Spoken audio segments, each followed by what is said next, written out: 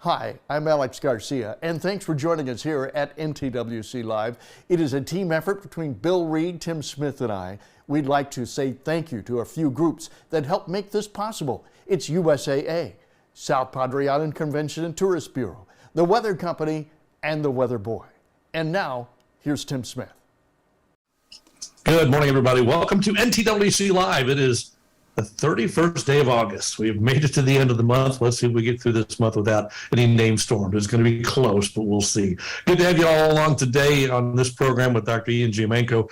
We'll get to Dr. Giammanco in just a couple minutes from the Insurance Institute for Business and Home Safety. Glad to have you along. It's going to be a good program, I think. I want to thank all our sponsors who make this event a possibility. A lot of folks come together to make this work. USAA, the biggest among them, and thanks to USAA for all that you do for this program. The South Padre Island Convention and Visitors Bureau. South Padre Island is the home for the National Tropical Weather Conference. We will be back there in April of 2023. Look forward to you joining us there in person. Come on down at the Marriott Courtyard Hotel right there on the beach on South Padre Island. The Weather Company, Visit Brownsville, Black Magic Design, Weather Boy, Walmart, the Port of Brownsville. All part of what we do here at NTWC Live. Remember, you can always join the conversation here if you're watching us on Boxcast or on Facebook simply by typing in your comments, and we'll pass your questions along to our guest and get the answer to what you're most curious about today. Dr. Hal Needham is with us this morning. Good morning, Dr. Hal. Good morning, everybody. I'm tuning in from Mobile, Alabama, traveling along I-10 this week. I'm here with GeoTrack and Flood Information Systems. Happy to be on the show today. And you're going to be our program next week. So we'll learn about what you're doing on the road and what's going on in your world. Thanks for being with us, Al. We appreciate it.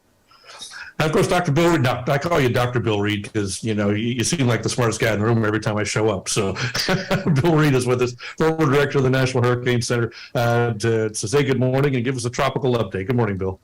Yeah, golfer people keep calling me Dr. Reed, and they say, how could you end up being a director or something if you weren't a doctor?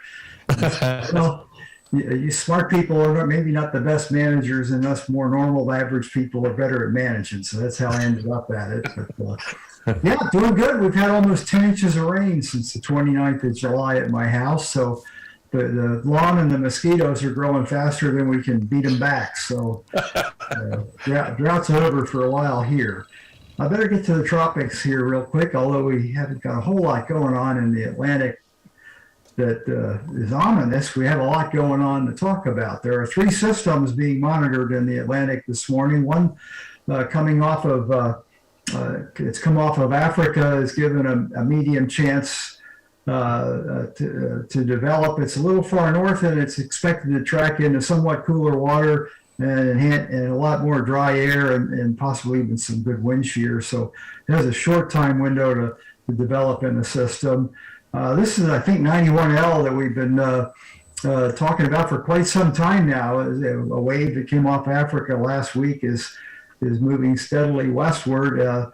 It's now up to a 60% chance of developing in the next 2 days and 80% chance over the 5-day period. And the models, all the models do develop it to some extent, but it's kind of tricky. The conditions aren't all that favorable right away for significant development. And then yesterday, this little thing popped up in the subtropical Atlantic, and I'm going to show you a bit on it. They've jacked the probabilities up to 60 and 70%. It's looking pretty good right now, and the models do seem to keep it going.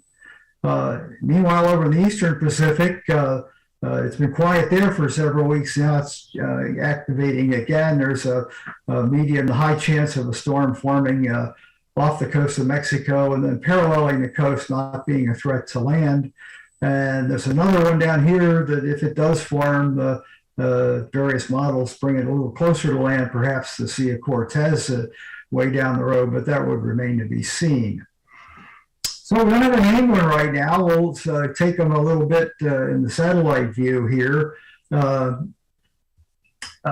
yeah, I have to go back one, hit the wrong button. Coming off of Africa, there's the wave that it looks fairly well organized as a wave right now. So there's a pretty good reason to suspect that we might get some development there. Here's our storm way up there and the frontal system coming off the East Coast. 91L out here. This low convection in the in the Caribbean is about where, if you remember a week ago, we were getting model canes out of the GFS, and this is about the day and the location where it was talking about that. Right, there is no low-level circulation evident. A bit of a mid-level trough in there, interacting with some westerly out, creating the outflow there to get that convection going, and then our system way off to the east. Meanwhile, back to our out in the Atlantic. This is the small system that showed up in the outlook yesterday, and it's looking fairly well defined by my eye. It's small, of course, but there's convection wrapping around the center, and you can see from the low-level flow in there, it looks like there's a circulation feature somewhere in there. So it wouldn't surprise me if in the near future we get a named storm out of that. Here's our 91L. It's looking better today than it did the last couple of mornings when I looked at it at this time. Looks like a somewhat of a low-level circulation, maybe out here on the west of the deep convection, and an elongated trough. So it's still probably not quite enough going for them to start advisories with it yet. The East Pacific system you haven't got enough visible yet, so it's the IR. It still looks like an open way, but again, the convection is condensed around where a center might be trying to form. And for those that are starved for big time storm action, we have a super typhoon grinding away out in the Western Pacific. This is where Okinawa is at Kadena Air Force Base. It did a drive-by there. They never got in the eye wall, but they had significant tropical storm conditions. It's going through an eye wall replacement now. It looks like it may end up with one of those annular-looking appearances with a big, broad eye and a ring of convection around it. Has an unusual forecast. I hate to see this in the Gulf of Mexico and try to get the warnings right, but it's heading south, and then there'll be a trough approaching off of China that should drive it north early this weekend, and that gets pretty iffy after that. But it tends to miss most of the island. A couple of islands here between Okinawa and Taiwan that, if this forecast verifies, will take a direct hit, and it keeps it as a major Cat 3 or higher throughout its life cycle going forward. And with that, I'm going to turn it back to Hal to introduce our guest today. Thanks for the tropical update there, Bill. Exciting to see some of these storms and see what may develop. Well, I'm excited to introduce Dr. Ian Giammanco. He's the lead research meteorology and senior director for standards and analytics at the IBHS Research Center in Richburg, South Carolina. Dr. Giammanco holds a BS in atmospheric science from the University of Louisiana at Monroe and an MS and PhD from Texas Tech University in atmospheric science and wind science and engineering, respectively. Dr. Giammanco's responsibilities at IBHS include developing the new IBHS standards and data analytics team and serving as a lead research meteorologist, helping guide applied research. From 2019 to 2022, Dr. Giammanco helped build and lead the IBHS product development team. He provides leadership in disaster data analytics, science communication, applied meteorology research, and instrumentation design and data collection. Dr. Giammanco has nearly 2 decades of meteorological field research experience. He currently serves as the principal investigator and field coordinator for the IBHS Characteristics of Hailstorms annual field research campaign. He has participated in numerous hurricane, severe thunderstorm, and tornado research projects over his career. He and the IBHS team became the first to publish results quantifying the strength of hailstones, pioneered the use of 3D laser scanning technology to create digital models of hailstones, and developed the IBHS Hail Impact Test Protocol and asphalt shingle impact rating systems. Really exciting stuff. This is all really applied to the built environment. I'm excited to see more about this, this interview. And finally, the last part of the introduction here, in addition to his position at IBHS, he is currently appointed as an adjunct faculty research associate at the National Wind Institute at Texas Tech University. He was a charter member of the American Meteorological Society's Committee on Weather and Climate Financial Risk Management, served on the National Weather Association's Publications Committee, and currently is serving on the AMS Committee on Engineering Resilient Communities. Really excited to have you on the show here today, Ian. I'll turn it over to you. I can't wait to see your presentation. Thanks, Al. Thanks for having me, and yeah, all that stuff. It's been a fun ride at IBHS. It was my first job right out of graduate school from Texas Tech, and one of the favorite things that you mentioned, I get to sit right at the intersection of severe weather and the built environment. So we're going to have a bit of a kind of a discussion today. We'll bring in Bill Reed here in a little bit, but I'll tell you about IBHS in general. And I've got just a couple of little slides, and we're going to work our way from who we are at IBHS. And then we're going to get to the built environment and how we actually build our communities of tomorrow, and what building codes, what's the role they play in reducing the damage, disruption, and displacement that comes from what we're going to talk about today is tropical cyclones, so landfalling tropical cyclones and how they impact our communities. So a little bit about IBHS in general, and I'll go ahead and just put up a little bit of a graphic to show what we do and the things we study at IBHS is we're charged with really understanding the built environment and how it intersects with severe weather. The perils we've been charged with studying are windstorms, and you can lump severe convective storms, tornadoes, hurricanes all together there.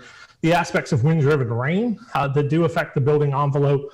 Hail, Hal mentioned my background. A lot of my research work explicitly at IBHS has been in the hail peril. My graduate work is in a lot of hurricane boundary layer wind profiles and understanding tropical cyclones.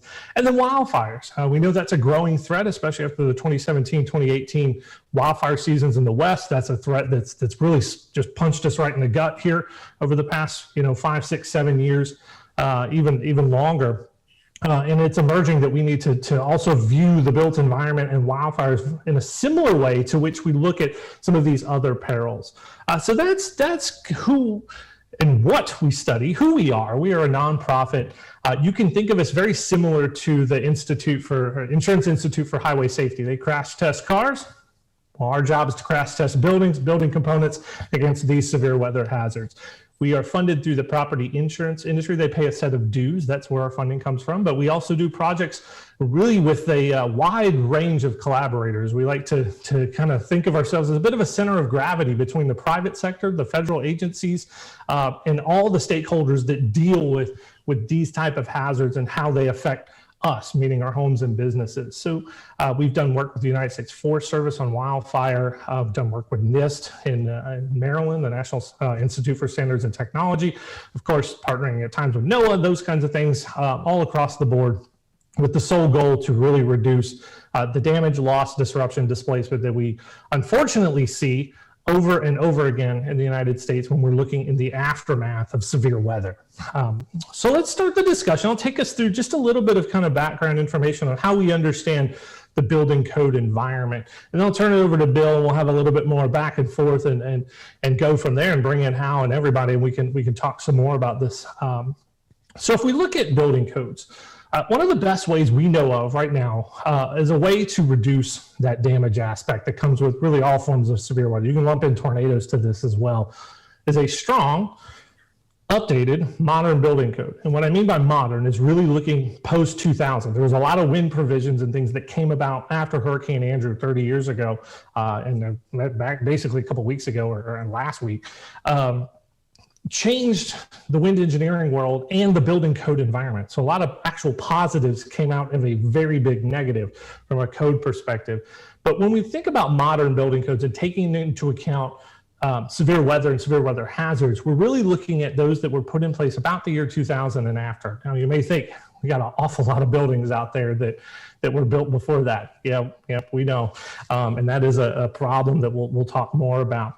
But what's happened over the last 22 years is the codes have really taken advantage of great science and brought that into the practical element of building codes.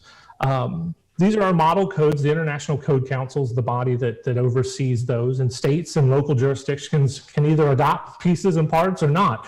The thing that we do notice is that those states that have a statewide code that's not only adopted, keeping up with the modern advances, but well enforced. It was one of the big problems after Hurricane Andrew was the lack of enforcement of what Florida thought was a pretty good code. There were some other errors there, but that's what they were struggling with. So if you look here, and there's the FEMA statistic that's somewhere between 35 and 40% of all code jurisdictions, that's all we have that have adopted a modern code. It's not even 50%, which is remarkable across the United States, that we have an awful lot of work to do. But if you look at the map here, this is kind of what shows you that the dark blues are states that have an enforced statewide building code. Louisiana's came about after Hurricane Katrina in 2005. Of course, Florida's had theirs for a while and now really does lead the way in terms of wind mitigation from the Florida building code. We'll get to our rating the states program in a minute, but it comes in number one. Surprising number two that you might not think about is Virginia. They have a very good code there. South Carolina and North Carolina have made some recent advances over the last decade that have really strengthened their building code. But if we look across the middle of the country that deals with severe convective storms too, or take Texas for an example that deals with all of it, they have an adopted code, but they do not enforce it. It's all held at the local jurisdiction level. And what the problem with that is, and usually the argument you hear is, oh, the weather's different, the hazards are different. Well, yes, but what that causes is variance in the codes across a region, where now builders, inspectors, and all these people are having to keep up with multiple different entities, multiple different versions of the code, all being lumped into the same general geographic area. That was one of the kind of secondary problems that came out of Florida after Hurricane Andrew, was that builders actually got to pick which code cycle they used. So how do you enforce that? How do you even look at that? You don't even know for sure which one that was being used. So you ran into all this just mess that was going on. But what we found, and Florida's been leading the way here, when Hurricane Charlie in 2004 impacted Port Charlotte, Punta Gorda, the modern code built structures, the performance was so glaringly different in terms of the positive for those built under the new code. It just was just right there hanging in your face, like, ooh, we're onto something here. We're taking the best engineering, we're putting it into practice and code, we're reducing loss, reducing the number of people who have to be out of their homes. And this is a good path forward. Now you see the other states with the statewide codes there. And we're starting to see this now across the board, where you see this glaring performance difference between homes built in one era versus those built under the modern code jurisdictions. And I think that's just going to grow over time. So one of the ways we look at this at IBHS is to actually look at our rating. We call it our Rating the States program. We've done our 4th edition. It comes out every 3 years. This is 2021. It coincides with the building code cycle, which is every 3 years. So we can look at how we're doing across our hurricane-prone states. What we do is actually score a state's building code adoption. They have the latest code. Their enforcement and administration of that. So they have an enforcement program that makes sure these codes are being put into practice and done when structures are built or retrofitted. Keep that in mind too, that code provisions, while we think of new builds off the top, it's very important that the enforcement parts are also included for anything basically you have to build that you have to pull a permit, so that those are covered there. And then contractor licensing and training, which is where a lot of states have a lot of work to do, where you can have your landscaper all of a sudden show up as your roofer the next day if you had some wind damage, and that presents its own challenges there. So here's how things shook out back in 2021 as we look across all the hurricane states here. These are the rankings. We score them on a 100-point scale. 50% is in that code adoption space, and then those other two categories are scored at 25% or 25-point totals. So we do weight the adoption of those modern codes at the top. So there's what it looks like. Florida and Virginia, number 1 and 2. You kind of, I guess Florida's like Alabama in college football, or I mean, I really want to say LSU is a Louisiana native, but we all know their problems. So you could, in a few years ago, you could look at it as Alabama and Clemson. That's Florida and Virginia. But right there, South Carolina, number 3, they've done some great things to up their code over the past really 5, 6, 7 years. North Carolina also shown some improvement, got into the top 10 in the 2021 cycle. But you see some problematic states there. Texas, big one. Mississippi, Alabama, Georgia, who, again, their first major hurricane since the 1890s happened to come from the south, not the coastal side, if you want to look at Michael that way, and had a tremendous amount of damage, even in inland Georgia. And then moving up the coast and all the way up into New England, which has to deal with the nor'easter element and synoptic wind events. But that's the picture of building codes across the the landscape of our hurricane coastline. Now, I want to point out very briefly, and Bill and I will probably talk about this a little bit more. In coastal Alabama, Mobile and Baldwin counties actually many years ago now have codified IBHS's fortified building standard, which is an enhanced building code meant to reduce damage and all the things we've just been talking about. And that's actually codified. And there's a great stat now that it's almost 20% of all single family homes now in those two counties have a fortified designation, which means they have the certificate and it was evaluated and inspected for. That's incredible over really the past, you can look at the past 8-9 years. It is one of the biggest windstorm resilience success stories in the United States. And it played out in Hurricane Sally with a general about a 30% or so reduction in the claims frequency with a reduction of the claims amount. It did the trick. Kept people in their houses, kept the water intrusion down, the wind-driven rain problem out, and basically put a stop to structural damage, at least in that event. So one of those success stories. But here's the whole gamut just in a bar chart form. You can see the range of performances. You got a slug of goods. You got some really bads in there.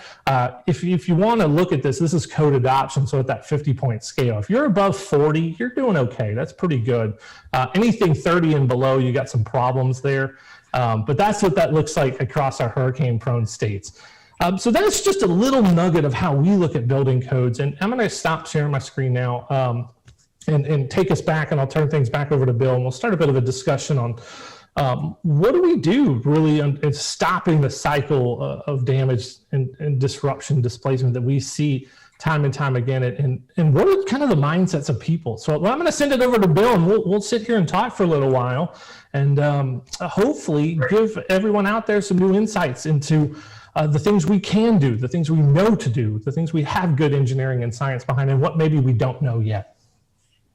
Yeah, I want to hear your thoughts on one of my observations, and it's not just on building codes, other aspects of preparedness, is that unfortunately most of the good codes at the local level happen after they've had a catastrophic event. And then as time goes on, the support for those better codes tends to erode, and they get pressure to change them. I think I heard from the Flash folks at our conference last year that Florida, at a state level, had actually taken some steps back from the great code they had developed. But I think Miami-Dade is not. I think it's held its own. How do we beat that?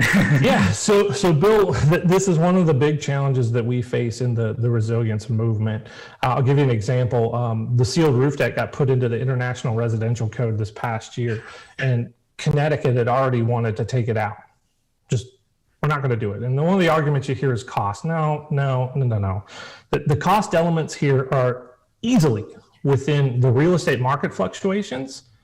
And if you look at this over amortized over a mortgage, but it's the upfront. And I know, as someone who just built a new home, I know the upfront cost, and it is in your face. But the problem is we're communicating it like that, as opposed to, hey, you're going to make up this difference really, really fast as your home appreciates, that kind of stuff. Massachusetts, another example, they wanted to remove the windborne debris provisions altogether. And take out some of the impact resistant requirements and that kind of stuff. I'm like, oh no, we're really going backwards.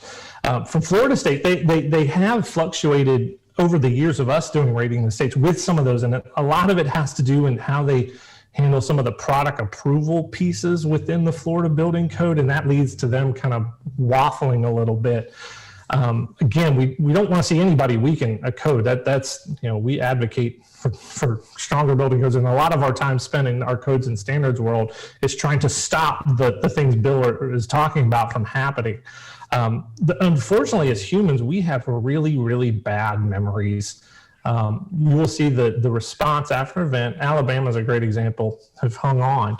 After the 04-05 seasons, it was a lot of near misses. Plus, you had Dennis in there. There's kind of a surprise. Ivan 04, we know that one. And then the near miss, Katrina still caused a lot of storm surge damage. It was kind of just a near miss there.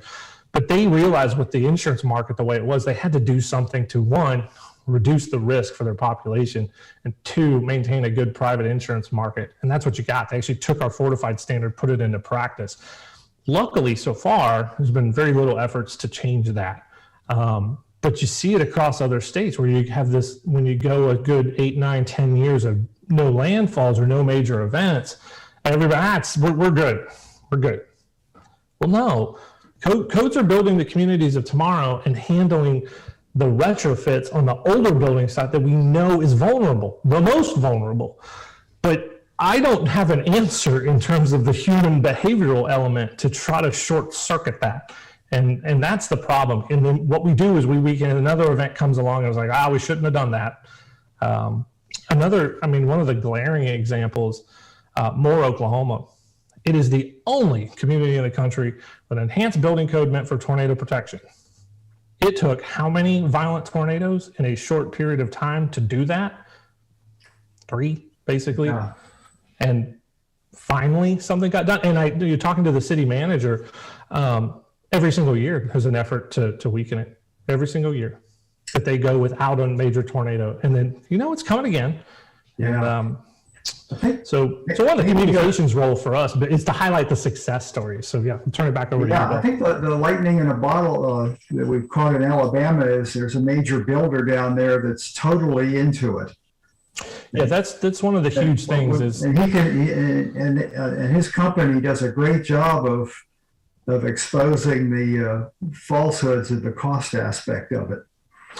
Yeah, I think that's a key thing. And here's what happened too. You had the state legislature pass some legislation that helped on the insurance discount side of things. That was a market signal to the builders. Then you had a few of the local code jurisdictions. I think Orange was one of the first to really adopt that coastal code supplement, put it into practice, getting the fortified standard in place. That's another signal to builders. So you had the classic technology thing where you had the early adopters. I think about I'm going to date myself to when iPods came out. You had the early adopters that started grabbing it, and we're going to do this. And then all of a sudden the curve starts to head into the exponential realm, and you had a big builder pick it up and say, this is coming, we're going to do this, and then off it went. And then you're in that really nice growth range. We've seen the same thing in North Carolina, that the NCIUA, the state wind pool there has had a magical grant program that has short-circuited some of that and got the demand going again. With the roofers involved, they're the ones making the sale, bringing in not only the safety aspect, the insurance savings, and debunking the cost myths all at the same time. And it's amazing that it does work. Those two places are a great model. We're starting to see some really good movement on the multifamily development side, very similar in South Louisiana. And that makes me very proud as a Louisiana resident in a state that oftentimes is looked at as being far too reactive, or basically we're just sitting on our hands. So that's been kind of nice to see, and I hope that continues. Yeah, I think it's almost the opposite here. In my part of Texas, the multi-family buildings look horrible by comparison to the what's being done in the single family. I was intrigued by your map of rating the states. What's wrong with Delaware? They're almost as bad as Texas. Delaware likes to play the we're very small card, so they let it trickle down to the local jurisdictions. But again, I'll give you an example. What happens there, you can have a town center that has a very, very good code, but the immediate areas that now fall out of that town's jurisdiction have no code. So you can go from really great code into nothing very quickly. A very kind of concerning point is there are parts of Sugar Land, Texas, one of the fastest growing suburbs in the United States, that fell into that before town, places within it were incorporated and had a code put in place. So you're flipping the coin that those homes were built to some degree of standard with some degree of enforcement. And that's really scary. And unfortunately, the tornadoes are the thing that really show this right in our face, where you look at subcode construction when an event happens and you're just left scratching your head. I go from really sad to really angry in a very short period of time once we start looking at the damage, and you see homes that were built even subcode. A positive example, Kentucky during the Mayfield tornado. Kentucky has a very old building stock, which is very vulnerable, but they do have a statewide code. Some of the homes built under the modern code in Bowling Green perform well from a life safety perspective. We want the failure to be from the top down, roof down, not walls out. Walls out equals everything's collapsing on occupants. And we saw that the modern code, while there was a lot of damage, it actually did work in its life safety element. The problem is they have a very old building stock. And you saw some of the results of that looking just at the damage from that December tornado outbreak. So I'm just flipping hazards here just as an example of what the landscape looks like. It just clicked on a new question I came up with on that. I know that the move towards impact resistant glass is taking hold quite nicely here in the hurricane zone. Do you guys recommend that for the rest of the country? Because what you said, if your windows, in a tornado, there's a lot of debris, your window is going to come in if it isn't impact resistant. Yeah, that's why it's in our fortified standard. It's up at the gold level. And opening protection, I'm going to talk about opening protection. That's windows, doors, garage doors. You want to take a bite out of inland tornado wind damage, wind rated garage door like they have in South Florida, and impact resistant glazing. You're going to stop the EF1-2 internal pressurization problem that comes with those openings being either a garage door fails. That we see constantly. The Nashville tornado, it was just an entire block, garage door in, roof deck off, garage door in, roof deck off. And you sit there and you're like, we know what to do.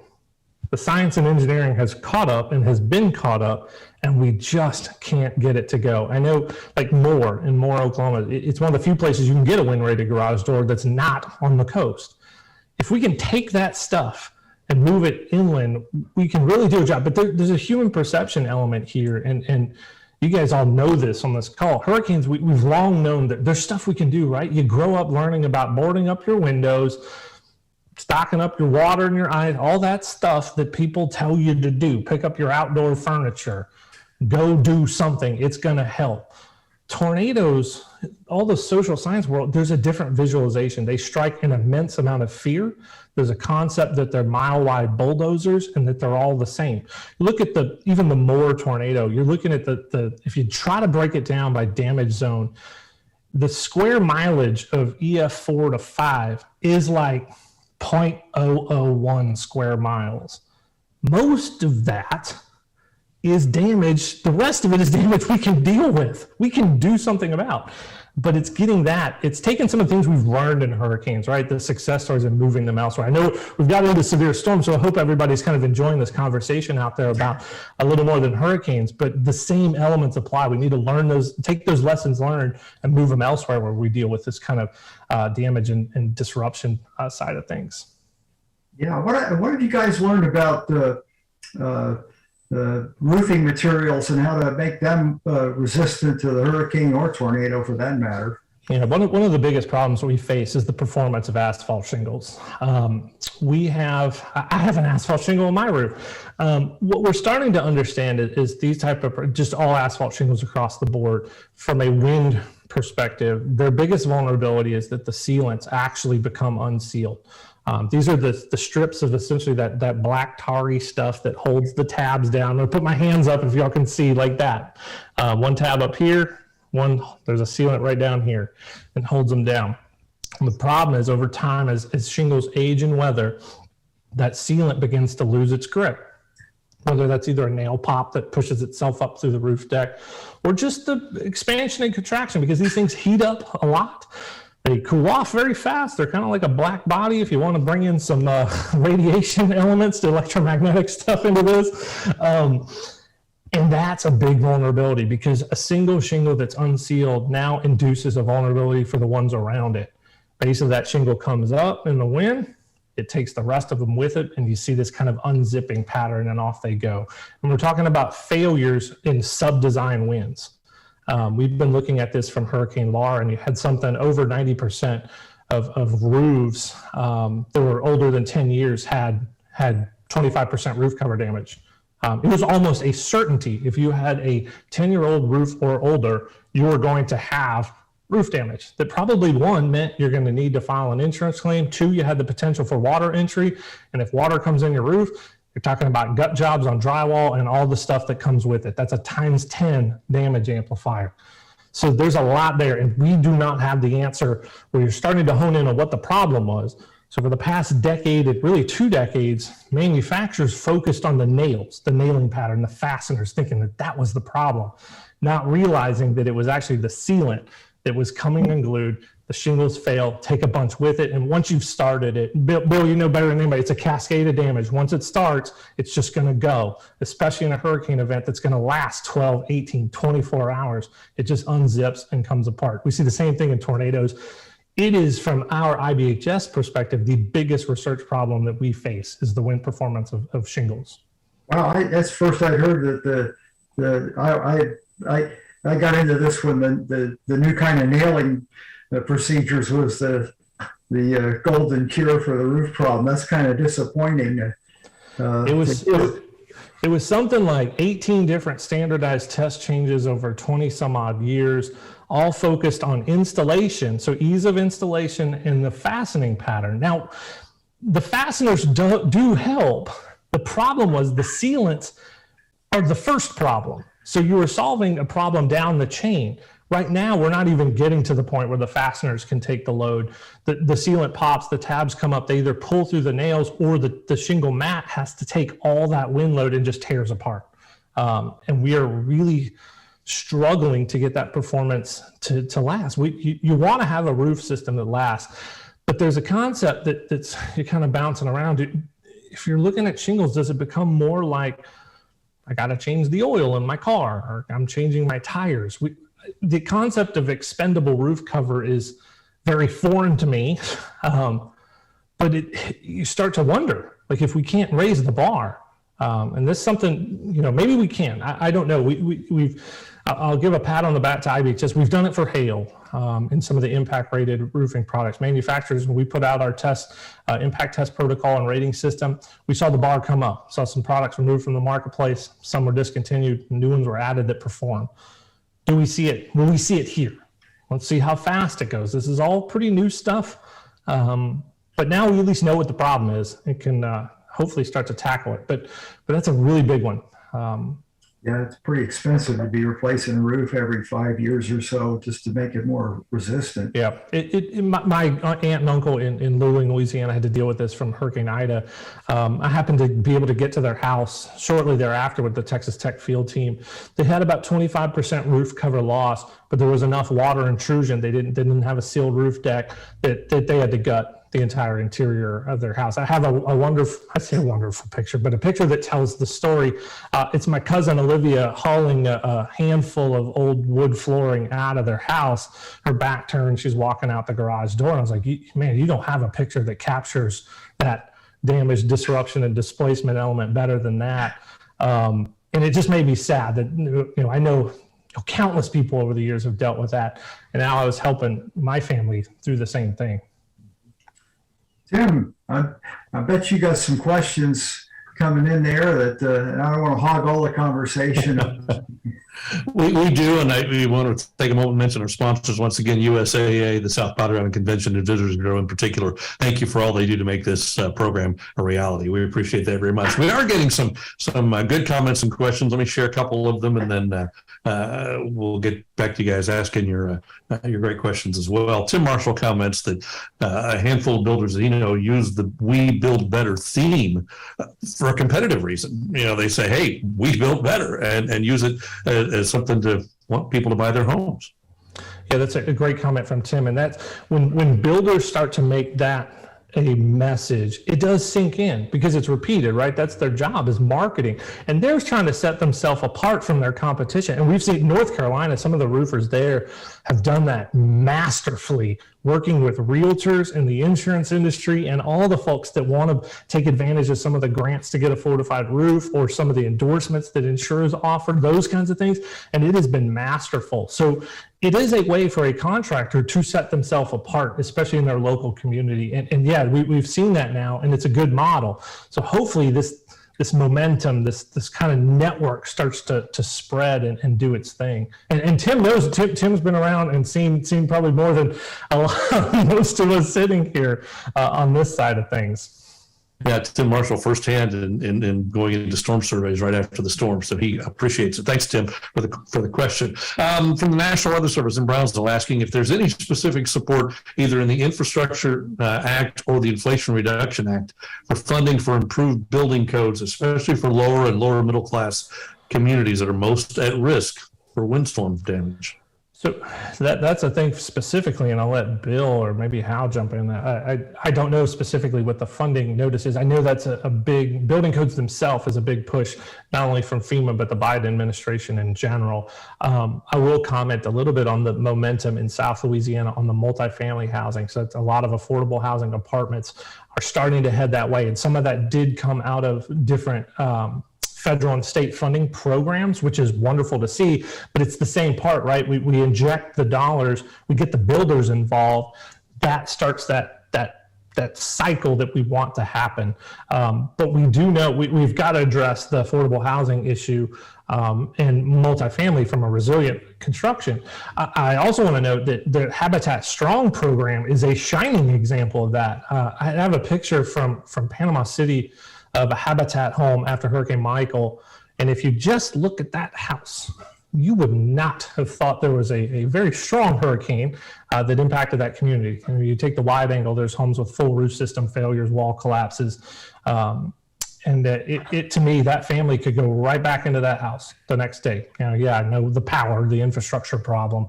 But from keeping a family in their home, it absolutely did the trick. It was actually amazing to see. Couple more, then I'll get Hal and Bill back in here. Christopher wants to know a very practical question. What are some of the lower cost ways to protect my home if my state doesn't have good building codes? So a great time to do that, it's actually the re-roofing time. If you look at a fortified roof system, the additions you would need to make, and this is the best retrofit you can do, is the addition of ring shank nails on the roof deck. The sealed roof deck, there's multiple ways to do that. You can tape the seams in the plywood or not, or you can do the peel and stick or the fully adhered or multiple layers of the heavier duty underlayment. There's a couple different ways. And then there's some edge details about sealing down the edges of shingles, which is a vulnerable spot from a wind load perspective. That adds about somewhere in the 6 to 13% or so of your roofing costs. My parents did it in Baton Rouge, and their cost estimate actually came in under mine, which was pretty impressive. So it's not you're adding 1,500 square foot roof, you're adding $800 to $1,000 ish. If you get up into 3,000 square foot, might be $2,000 or $3,000 extra onto that. Re-roofing's a good time. Some really little things to do is sealing cracks and gaps around your window and door frames. That's a really simple one to help try to stop some of that water intrusion. Mention that all the time. And that's one of those good little things that you can do around your home. And then window door protection.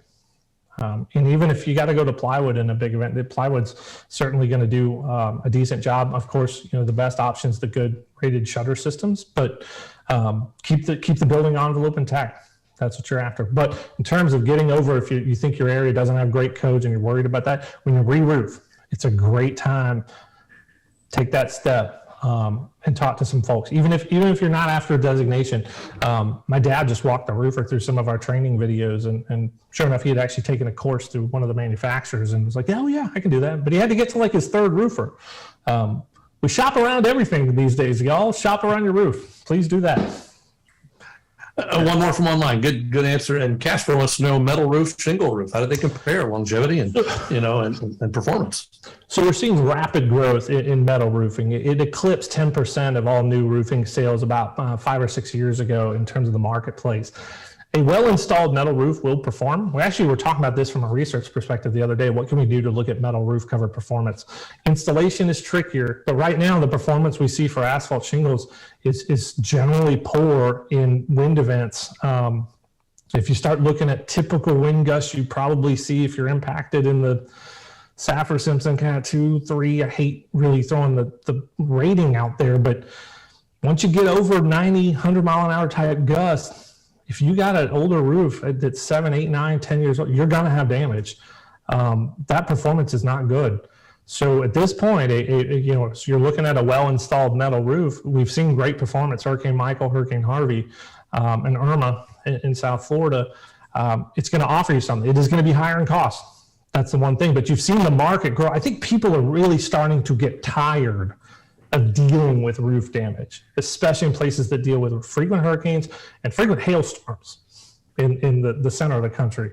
I think people are just, it's become a nuisance. It's become a problem. And that's why you've seen the metal market share really grow. I've noticed that, just me personally, just driving around. People, they just want a roof that's going to last a while. Dr. Howell, jump in. You've been sitting quietly and patiently with your list of questions, so get in there. Ian, you were talking about codes and code enforcement. A lot of times in the coastal communities, we see these elevated houses, and we know that they have to build to, say, 12 feet. But then all of a sudden you see a whole bunch of them with lower enclosures. Is the concept there that people build to the standard, it's inspected, and then after that inspection happens, they often put the man cave downstairs with the TV and build in? And then how is that not flagged? I mean, it seems like a lot of these communities have tons of lower enclosures. Is that a problem for themselves and also for their neighbors? If you get a big storm surge or especially a flood event with moving water that can move that debris into their neighbors' houses, is it a problem? So one of those, in a lot of those coastal communities, you'll see that those are breakaway wall systems that are meant to fail. People do use those as space, because it's, oh, this won't happen, or I don't have to worry about it for a while, and I'm going to use that space beneath. And those are typically wall systems that will break away with the flow of water. But the problem is you have all that loss, that contents and debris. How you mentioned the debris element, you have introduced debris. Now there's another angle of this. If you have a community that doesn't require the permitting of that can be built without having to go through another inspection process. That's what I mean. We often think of codes as the new build element, but there's provisions. We actually account for this in the Rating the States program. Is, does it mean the retrofits, meaning when you have to pull a permit, does it have to come up to the current code standard? And that's a big point score. There's some states that are, lose 10, 12, 15 points simply because of that. And that's a concern on the issue that you bring up. That if maybe that wasn't designed with a breakaway wall system, you now put a whole bunch of stuff down there and you have all that, that loss, that debris then goes wherever the water is going to take it, which could be into the next house on the next row, could be somewhere else. And that's kind of the holistic concern there from a coastal construction perspective. Thanks, Dr. Ian. Another question. I hear people talking a lot about hurricane straps. What exactly are those? Why is that important? Yeah, so those are those roof system to wall clips. They're little metal bracket looking things, and they are wonderful at resisting loads. They help tie the roof to the wall system, which is very, very important. And ultimately, you want what's called a continuous load path, which is roof to the wall down to the foundation needing those good anchor bolts, a good spacing down there that have their nuts and washers put on them. So oftentimes that gets overlooked by some builders. But the clips are the things that connect the roof trusses essentially to the wall top plate there.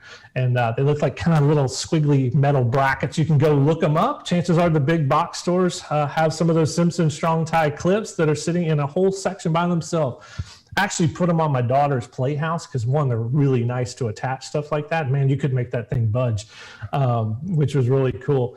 But that's part of the load path. And there's some variant different ways to do that as a whole. Sometimes I've seen construction use threaded rod all the way through the roof to wall to foundation connections, but that's what those are. And we encourage them to be used everywhere. And it is not a fun job, retrofit those. You can get up, if you have an open enough attic space, to get to those connections and put in some straps. Ian, what about hurricane clips and straps connecting like a porch to the pilings or something like that as well? Yeah, so attached structures like porches and carports are extremely vulnerable, right? Because wind can easily get under that roof system and it doesn't naturally flow around it like a typical house that's just a simple bluff body there. So yes, we would, the carport, porches, that's a vulnerable spot. So if you're going to look for, especially if you're making a new build, don't let someone cut corners on that. And that's something that you can look at from enhanced anchoring down at the column level too, and up at the top with the roof to column connections. And it comes into play too with carports. We've looked at this with mobile homes. Sometimes the carports, there's an enhanced connection pattern you can use, but sometimes the carports take the roof system with it far under design winds, and that's a real problem. So that's an area to really look out for, and especially if you're doing a new build or adding on in a kind of a an addition perspective, don't let your builder cut corners on that one. Ian, a last question for you. With National Tropical Weather Conference, we have all kinds of people that are interested in different aspects of hurricanes. We have a growing number of people that are actually storm chasers or like to get out there and document storms. And I know a lot of times we see, palm trees blowing in the wind. What when we're out there in the field during a hurricane and we're filming things, what kind of video footage of, say, houses and roofs and things like that could be important? I know y'all have a state-of-the-art wind lab, which is extremely beneficial and innovative, but what about video from actually in storms? Could that video be useful? So it certainly is from a communications element look at shingle failures, just knowing where it was taken, what time. And hurricanes, we have a lot better wind observations than we do severe convective storms and tornadoes. That's useful for really all of us who have to send this message. I know the storm chaser community, hurricanes have become a little bit more of that thing to do now.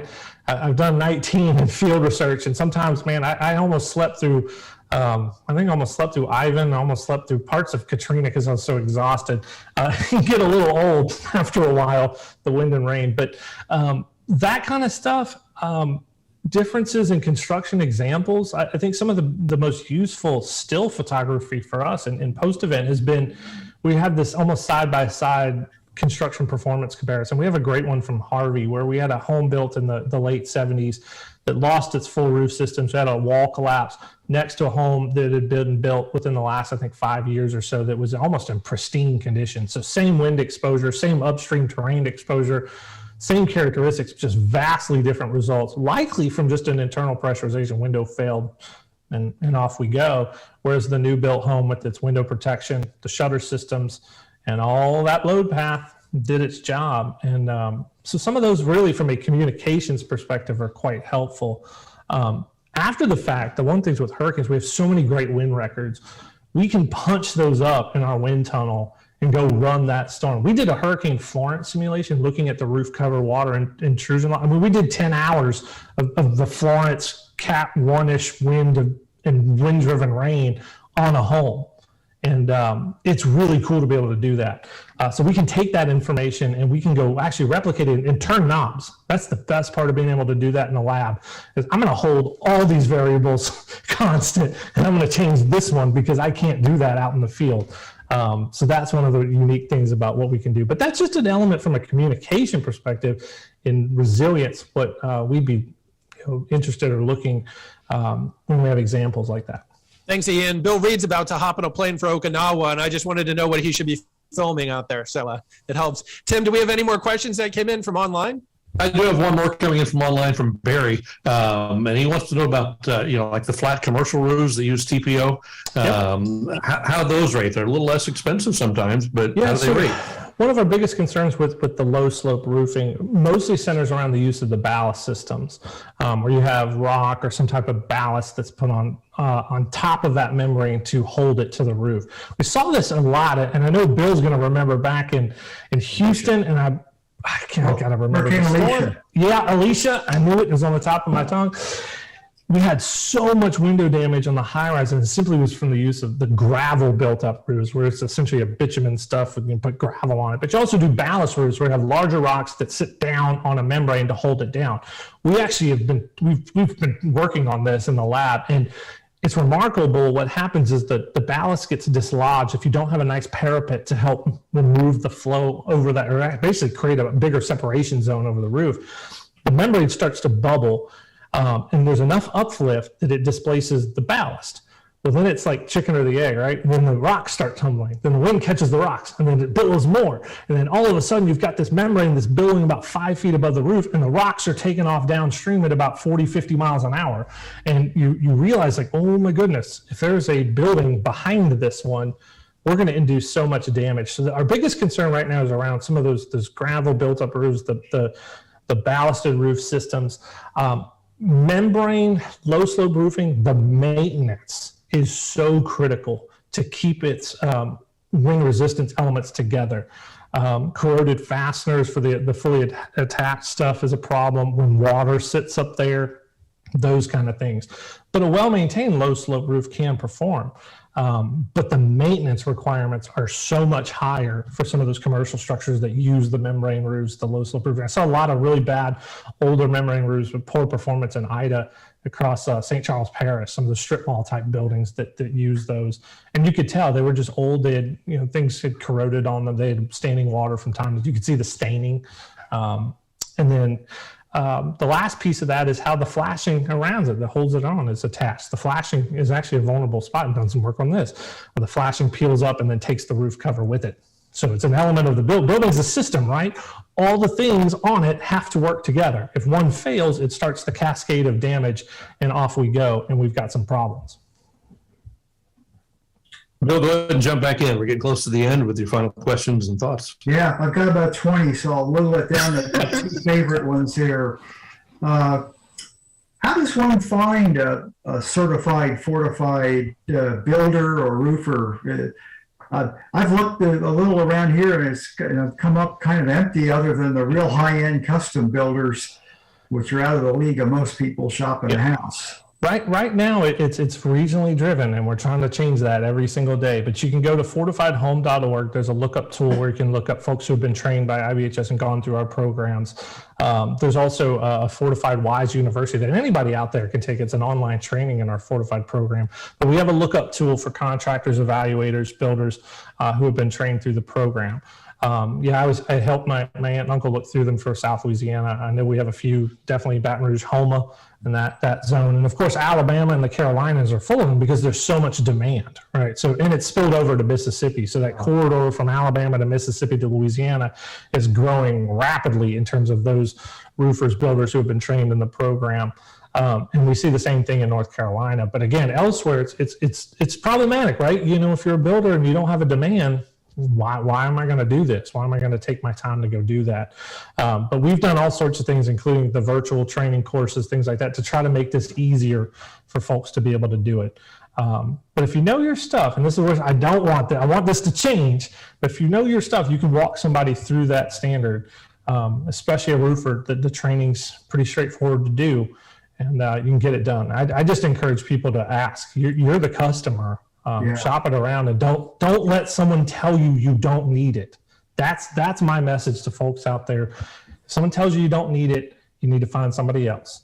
You're the consumer. That's your roof. That's your home. That's your family. Get what you want. Yeah. The Harvey example you had, I think that was one of the most encouraging things I saw. And people raised, what do you mean encouraging? All these people had their houses damaged. The newer homes built to, even though people say it's kind of a minimal code down there, it worked. That was a pretty strong hurricane, and there wasn't significant damage to the built to code houses in the last few years down there compared to pre-existing stock. Have you found that to be the case at most places where we've had a major hurricane? It is. The modern code built buildings, and that's commercial too. The performance difference, I think, is just going to become even more glaring over time. And unfortunately, we have I look at the most vulnerable construction era from a code perspective is really from about the mid 1960s up to about 1988. 1988 was when we first put in the essentially a windstorm mitigation structure to the code. So we started to add some elements there. Again, after Andrews, when the good stuff really got in. But you have this vulnerable, the rapid growth of track-built homes in the late 60s, 70s, into the 80s have put us in a kind of behind the eight ball. And unfortunately, when we got to take the time when we do re-roof, that's our retrofit chance. So we got to have the ecosystem, the programs in place to take advantage of when that happens. That's the best way to get some of that era of construction into its place. I mean, I just look at my parents' house. They lived in the same house since I'm 42. I think they moved in a couple years before I was born, and they've lived there. That's in that era. But my dad, it helped that he had an engineering background and could walk, as roofer through all this. But it's worrisome, and our building stock is old, and we just need to have that ready in those times. It's those sunny day re-roof, those kinds of things. Because, sometimes we wait till after an event. Everybody wants stuff done so fast. It's a really bad time to try a new market. Again, it's a big challenge. I think we're up for it. But I want people to understand codes do cover this retrofit permit, but it's really, let's get the codes in place. Let's get the enforcement in place for the communities of tomorrow. And it's going to shape, especially those places where we have rapid growth. We need to protect folks. We need to get it done. And that's kind of the story. And quite a well-told story, too, Ian. I really appreciate you joining us today. Fun talking with you about a challenging topic. Tim, what you got? Bill, thank you, and great insight, great questions again. Great questions from the viewing audience. We appreciate that as well. Thanks to everybody who's been part of it. I can see you had the mic up. You're ready to ask one more question, and so let me give you that shot for something else. Thank you. Last question, Ian. Are there stats on like return of investment just for the people that are just dollars and cents all the way? And you say, okay, building better is going to be 2% more. Are we seeing return on investment improved, increased appraisal values? There's some great even academic work on that. But one, I'll start with the National Institute of Building Science, NIBS. They did some mitigation studies that looked at that. You can go find it. Kevin Simmons from Austin College has done the journal like economic analysis that really showed the cost benefit work here. But one of the really cool studies that came out kind of right in the middle of the fortified growth in Alabama that Lars Powell did from the University of Alabama, we saw a 7% increase in home value for fortified homes relative to the rest of the building stock. Now it's a little different now because coastal Alabama is all fortified and we love that. But in those emerging markets, that increase in resale value does come into play. And that's what's really interesting. Now, Kevin also compared in Oklahoma, he compared the new builds and more to neighboring Norman with essentially no code. And from a cost perspective, there was like a little bit of increase, but it was like within a 2-month real estate market fluctuation difference. So let's just call it a wash at that point. So there's kind of the nuts and bolts. There's great work out there. And I encourage folks to just sit down and do it. I heard somebody the other day give me a piece of really bad information that, I heard that this costs 4 times more, that your home will cost 4 times more. I'm like, that's the most ridiculous thing I've actually ever heard in this space. And I don't know where it came from. Mm-hmm. So if you want it for your family and your peace of mind, do it. Do not let someone tell you no. A lot of times there is a bit of added cost. It is not detrimental. And it won't stand in the way if you plan it out and shop it around, talk to folks. Thanks, Ian. Appreciate it. Yep. Dr. Ian Giammanco, thank you so much for being a part of the program today. Great program from the Insurance Institute for Business and Home Safety. And we'd love to have you back because everybody's got a whole list of questions they'd like to continue asking. We could give another hour, but we won't put you through that today. So thank you, Dr. Giammanco, for being part of the program today. No, thank you everybody for having me. It's been a great discussion. It's always good to see Bill and meet Hal and Tim, you too. It's been a wonderful discussion, and I certainly would love to have some more. And thank you for having me. And I do want to mention Bill and I do serve together on the AMS committee on engineering resilient communities. So we are working on this from the weather enterprise perspective, and how can we equip all of us in the weather enterprise with the tools, a lot of the things I just talked about, of what is the right information to get to the right parties and to start to stop this cycle. Great information. Thank you. Again, we appreciate it. Next week's program, 10 a.m. here on Wednesday, is going to be Dr. Hal Needham. Hal, you want to give us just a real quick, 30-second preview of what you're going to tell us about next week? Yeah, we're going to be talking all about storm surge next week, what it is, why it's so destructive, and really starting to understand some of these processes and patterns that drive it. So you don't want to miss out. It's really one of the most deadly and costly natural hazards on Earth. We're going to be talking all about that next week on the National Tropical Weather Conference. Thanks, Hal. Dr. Hal Needham, our program next week. Bill Reed, thank you once again. Thanks to everybody who joined in today, who asked questions today. Thanks to our sponsors, USAA, the South Padre Island Convention and Visitors Bureau, the Weather Company, Visit Brownsville, Black Magic, Weatherboy, Walmart, and the Port of Brownsville, all part of what we do here at the National Tropical Weather Conference. NTWC Live stands for National Tropical Weather Conference. We meet every year in the month of April on South Padre Island. We invite you to join us again in April of 2023, South Padre Island. Come in person and meet all these folks that you get to see here on these virtual meetings every week, and meet everybody next time around. That's it for today. Thanks for being with us. We'll see you next week at 10 a.m. NTWC Live. See you then.